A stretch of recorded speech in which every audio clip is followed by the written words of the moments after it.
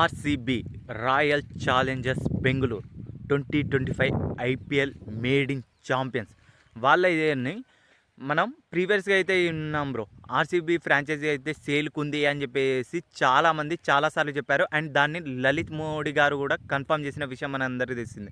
So ఇప్పుడు officially Aditya Birla groups and Times of India and Black Stones అని చెప్పేసి ఇంకో కంపెనీతో వాళ్ళు 4 కంపెనీలు మెర్జ్ అయ్యి $1.78 బిలియన్ యుఎస్ బిలియన్ డాలర్స్కి అయితే ఆర్సీబీని సేల్ చేసేసారు బ్రో.